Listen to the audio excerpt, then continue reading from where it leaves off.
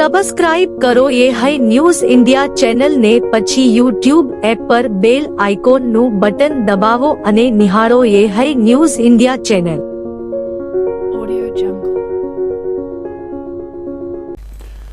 બીએસએફના 60મા સ્થાપના દિવસને અવસરે દેશભરમાં એકતા, દેશપ્રેમ અને નશામુક્ત ભારતનો સંદેશ પહોંચાડવા માટે જમ્મુ કાશ્મીરથી શરૂ કરાયેલી 60 જવાનોની ભવ્ય બાઇક રેલી આજે ગુજરાતના સરહદી વિસ્તારમાં આવેલા માવસરી ખાતે પહોંચી હતી.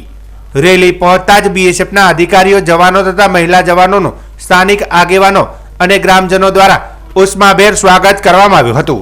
આ રેલી 9 નવેમ્બરના રોજ જમ્મુથી પ્રસ્થાન કરી હતી અને દેશના વિવિધ રાજ્યોમાંથી પસાર થઈ આજે ગુજરાતની સરહદ પરના માવસરી ખાતે પહોંચી છે. સરહદ પરના તૈનાત બીએસએફના જવાનોએ દેશની પ્રથમ રક્ષા લાઇન ગણાય છે અને તેમની શાનદાર હાજરીથી સમગ્ર વિસ્તાર ગૌરવ અનુભવી રહ્યો છે.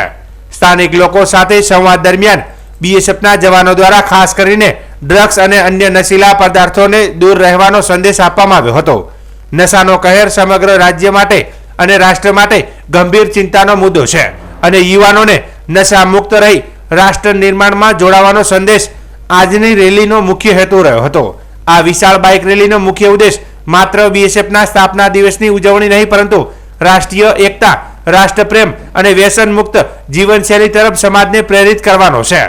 સરહદી વિસ્તારમાં રહેતા નાગરિકોને જવાનો સાથે સીધી મુલાકાતનો અવસર મળતા લોકોમાં ઉત્સાહ જોવા મળ્યો હતો. બીએસએફ માત્ર સરહદ સુરક્ષા પૂરતી મર્યાદિત નથી, પરંતુ સામાજિક જાગૃતિ, દેશપ્રેમ અને યુવાનોના માર્ગદર્શન માટે પણ મહત્વપૂર્ણ ભૂમિકા ભજવે છે.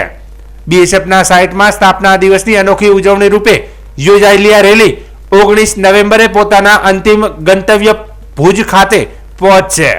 मोटरसाइकिल रैली है 9 नवंबर को जम्मू से स्टार्ट हुई थी. वहाँ Shri Daljit Singh Chaudhary IPS DG BSF ने इसको फ्लैग ऑफ किया था और पंजाब से होते हुए राजस्थान और अब गुजरात यहाँ पहुँची है. ये 11 डेज का ये प्रोग्राम है. 9 से लेकर 19 को यहाँ भुज में जाके समाप्त होगी. भुज में इसको फ्लैगिंग किया जाएगा और टोटल 1730 किलोमीटर लगभग चलेंगे हम. इस रैली में 4 महिला राइडर्स भी हैं और इसका पर्पज़ ये है कि हम देश में यूथ को मैसेज देना चाहते हैं कि वो नशा से दूर रहें. नशा देश को, और सामाजिक बुराई तो है ही, देश को खोखला करती है अंदर से, तो इससे दूर रहें और देश में कंस्ट्रक्टिव काम करें, पॉजिटिव काम करें, पढ़े लिखें, आगे बढ़ें और देश को के तरक्की में अपना योगदान दें. साथ ही BSF एक अच्छी फौज है, इसको ज्वाइन करें. अलग अलग लेयर्स में BSF में रिक्रूटमेंट होता है, कांस्टेबल से लेके सब इंस्पेक्टर और डायरेक्ट एंट्री असिस्टेंट कमांड. तो अपने अपने क्षमता के हिसाब से, अपने योग्यता के हिसाब से BSF ज्वाइन करिए और देश को आगे बढ़ाने में अपना योगदान दीजिए. साथ ही ये नया जो डिजिटल पैटर्न है, जो हम अभी आपने देखा होगा, सभी हम पहने हुए हैं, ये नया वर्दी है, ये नया यूनिफॉर्म अभी रिसेंटली यहाँ लॉन्च हुआ है BSF में. तो इसको भी हम इस रैली के माध्यम से प्रमोट करें ताकि जनता जाने कि ये नया BSF का ये नया यूनिफॉर्म है.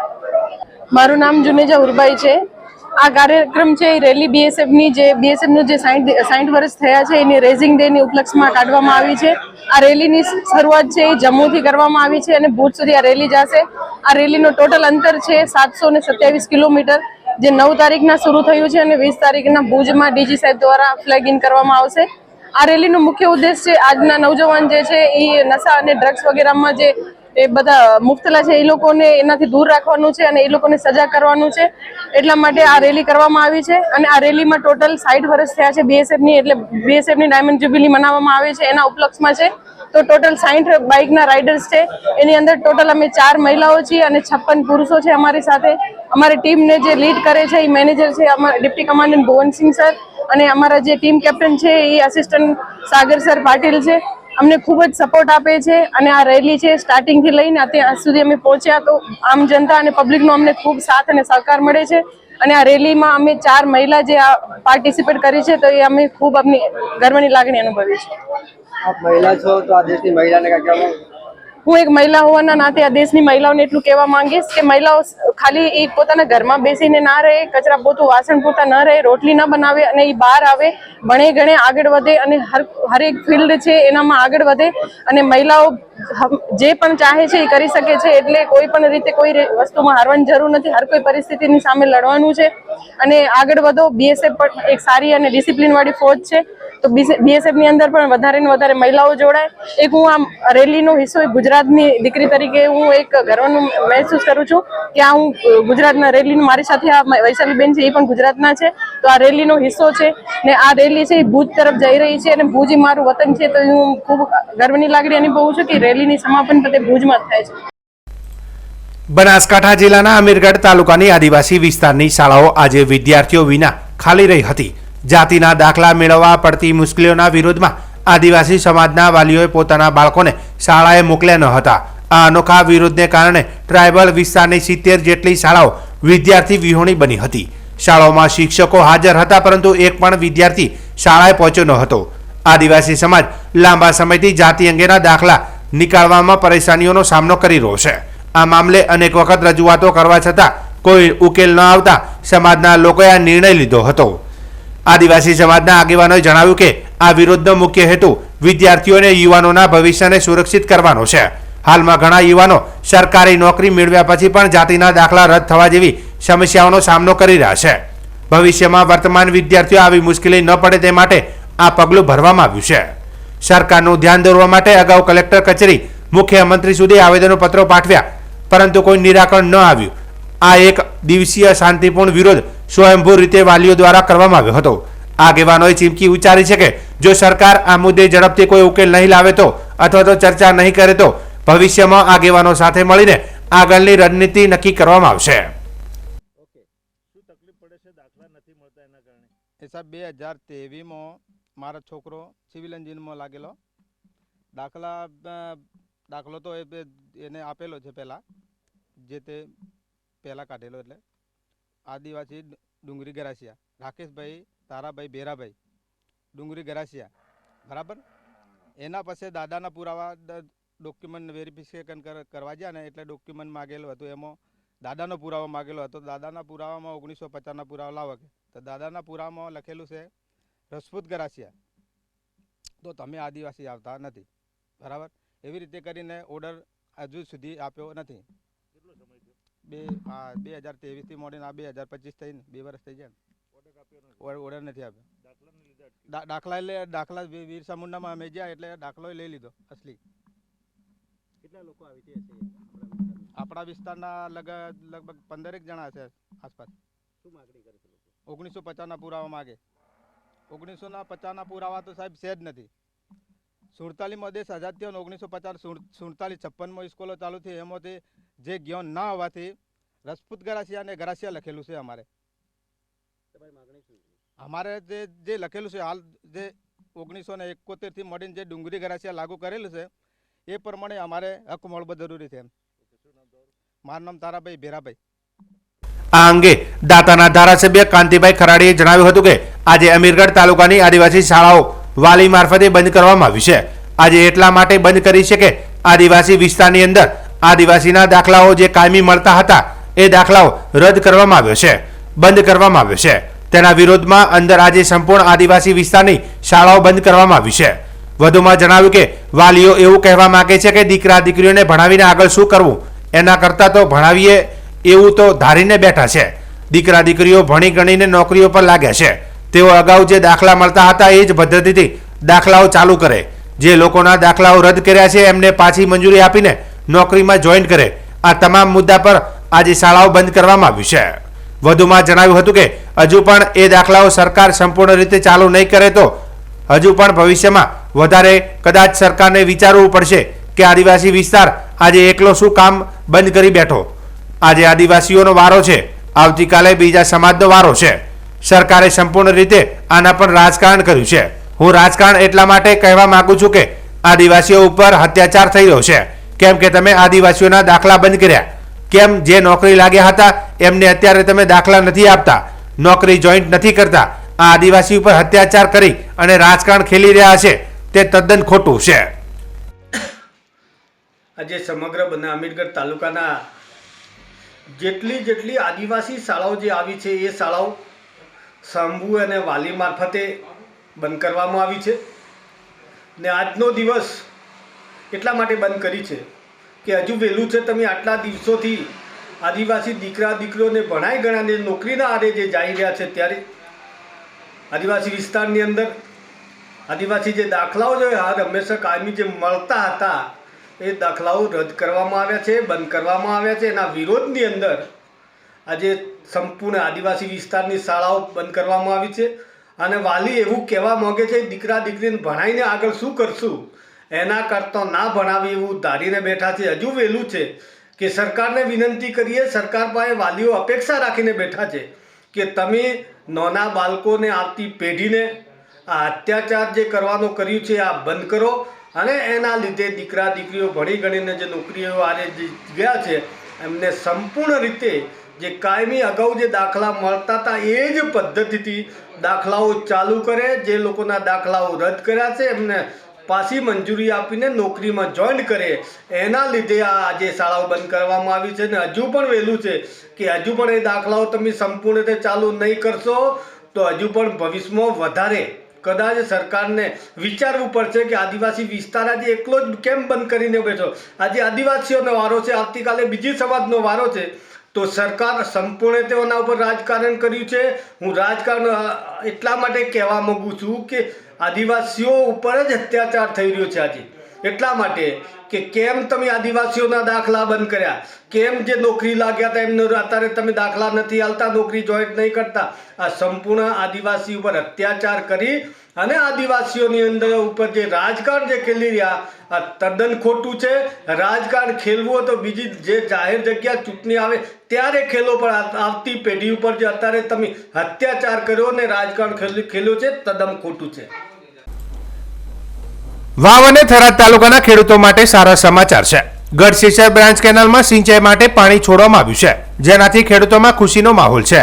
આ પાણી શિયાળુ વાવેતર જેવા કે એરંડા, રાયડો, જીરું અને ઘઉં સહિતના પાકોને ફાયદો પહોંચાડશે. ખેડૂતો લાંબા સમયથી કેનાલમાં પાણી છોડવાની માંગ કરી રહ્યા હતા. ચોમાસાની સિઝન અતિવૃષ્ટિના કારણે નિષ્ફળ થઈ ગઈ હોવાથી ખેડૂતોએ શિયાળુ વાવેતર પર આશા રાખી હતી. પાણી મળવાથી તેમની આશા ફળીભૂત થઈ છે. વિધાનસભાના અધ્યક્ષ શંકર ચૌધરીએ થરાદના આંત્રોલ ગામે જાહેરાત કરી હતી કે નર્મદા કેનાલોમાં 17 નવેમ્બર સુધીમાં પાણી છોડવામાં આવશે. આ જાહેરાત મુજબ આજે ગઢશીસર બ્રાન્ચ કેનાલમાં પાણી છોડાતા ખેડૂતોએ સરકારનો આભાર વ્યક્ત કર્યો હતો. વાવ થરાદ જિલ્લા પોલીસે થરાદ પોલીસ મેઘપુરા નજીકથી વિદેશી દારૂ ભરેલી કાર ઝડપી પાડી છે. પેટ્રોલિંગ દરમિયાન બેવટા રાહ રોડ પરથી એક i10 ગાડીમાંથી 474 બોટલ વિદેશી દારૂ મળી આવ્યો હતો.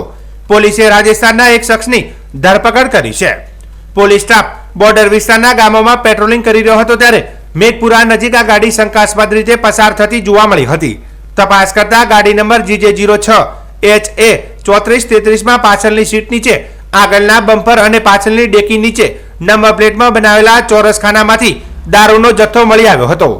આ મામલે પોલીસે સાવલપુરી, રતનપુરી, શિવપુરી, રહેપુર, તાલુકો સાચોર, જિલ્લો જાલોર, રાજસ્થાન નામના ડ્રાઈવરની ધરપકડ કરી છે. તે ગેરકાયદેસર રીતે પાસ પરમિટ વગર ભારતીય બનાવટના વિદેશી દારૂની હેરાફેરી કરી રહ્યો હતો. પોલીસે દારૂની 474 બોટલની કિંમત ₹2,35,802 છે.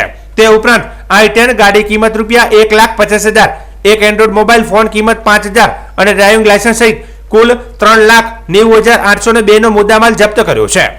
પોલીસે આરોપી વિરુદ્ધ પ્રોહિબિશન એક્ટ હેઠળ ગુનો નોંધી વધુ તપાસ હાથ ધરી છે. વાવ થરાદ જિલ્લાના થરાદ તાલુકાના વજેગઢ પ્રાથમિક શાળામાં કુદરતી અને માનવ સર્જિત આફતો અંગે જાગૃતિ લાવવા વિશેષ તાલીમ કાર્યક્રમનું આયોજન કરવામાં આવ્યું હતું. શાળાના પ્રિન્સિપાલ, સ્ટાફ સભ્યો તેમજ ગામ લોકોની ઉપસ્થિતિમાં વિદ્યાર્થીઓને આગ, પૂર, ભૂકંપ તેમજ અન્ય આફતો સમયે કેવી રીતે બચી શકાય તેની વિસ્તૃત માહિતી આપવામાં આવી હતી. કાર્યક્રમ દરમિયાન ફાયર વિભાગની ટીમ દ્વારા વિવિધ પ્રકારની આપત્તિઓ વખતે જીવન રક્ષાના પગલાં કેવી રીતે લેવા, તાત્કાલિક કંટ્રોલ કેવી રીતે કરવું, રેસ્ક્યુ પ્રોસેસ, સલામતી સ્થળે ખસેડવાની પદ્ધતિ વગેરેનો જીવંત પ્રદર્શન એટલે કે ડેમો પણ રજૂ કરવામાં આવ્યો હતો. આ તાલીમમાં કુલ 650થી વધુ વિદ્યાર્થીઓ તથા શાળા પરિવારના સભ્યો હાજર રહ્યા હતા અને તેમણે ઉત્સાહપૂર્વક ભાગ લીધો હતો. સમગ્ર કાર્યક્રમ થરાદ નગરપાલિકા ફાયર વિભાગના ફાયર ઓફિસર વિરમજી રાઠોડના માર્ગદર્શન હેઠળ સફળતાપૂર્વક પૂર્ણ થયો હતો. શાળામાં યોજાયેલા આ જાગૃતિ કાર્યક્રમથી વિદ્યાર્થીઓમાં આપત્તિ સમય શાંતિપૂર્વક, સમજદારીપૂર્વક અને યોગ્ય રીતે પગલાં લેવા વિશે મહત્વપૂર્ણ સંદેશ પ્રસરી રહ્યો છે.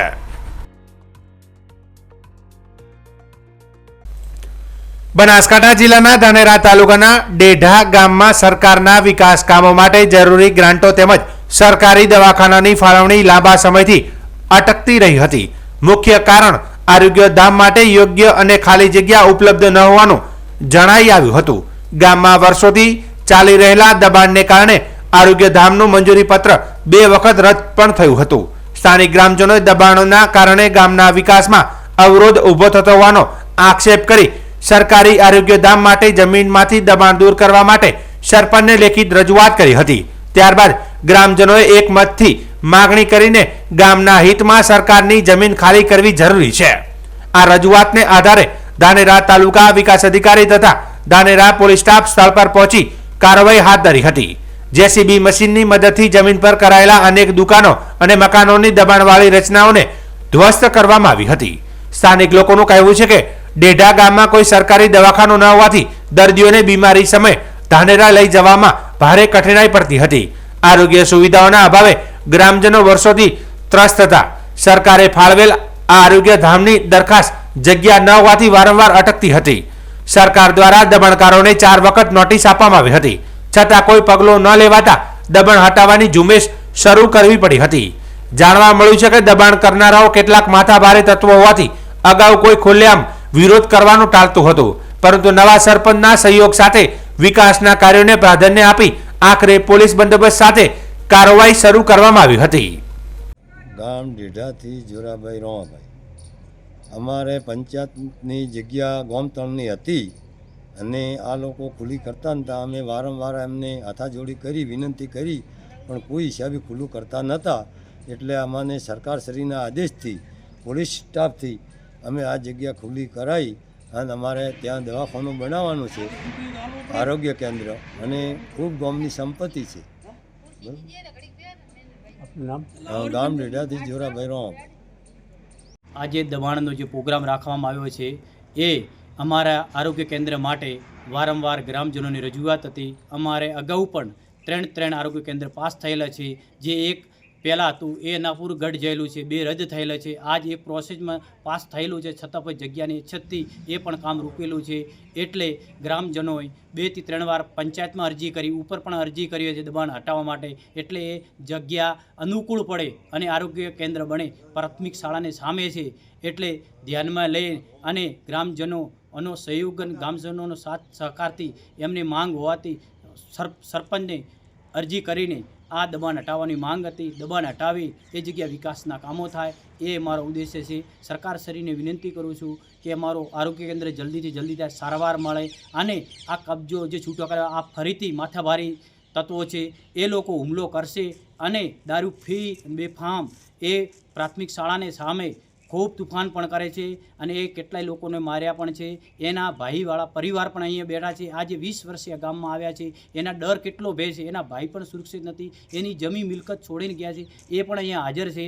એટલે દુઃખની વાત એ કહેવાય. આ સક્ષમ સરકાર હોવા છતાં જો બેફાન માફિયા આવી રીતે દારૂ પીને જો હુમલા કરતા હોય તો ખૂબ દુઃખ કહેવાય. એટલે હું સરકારને પણ માંગ કરું છું કે અમારી આ દબાણ હટાવ્યું એમાં અમને સહયોગ કરે, સપોર્ટ કરે, આરોગ્ય કેન્દ્ર જલ્દીથી જલ્દી થાય એ હું ઉદ્દેશ્યથી આપને માંગ કરું છું. અને દબાણ હટાવ્યું કેટલી વાર ગામજનોએ સમજાવ્યા, અમે સમજાવ્યા, પણ એ માણસો માન્યા નહીં. એમની તાનાશાહી સામે આખરે નિર્ણય લેવો પડ્યો અને અમને સપોર્ટ તાલુકાથી માંડીને સરકારશ્રીનો સપોર્ટ રહ્યો. પોલીસ બંધુ સાથે જે આ કાર્યક્રમ કરવા આવ્યો એ બદલ ખૂબ ખૂબ આભાર. સરકારશ્રીનો ખૂબ દિલથી આભાર માનું છું.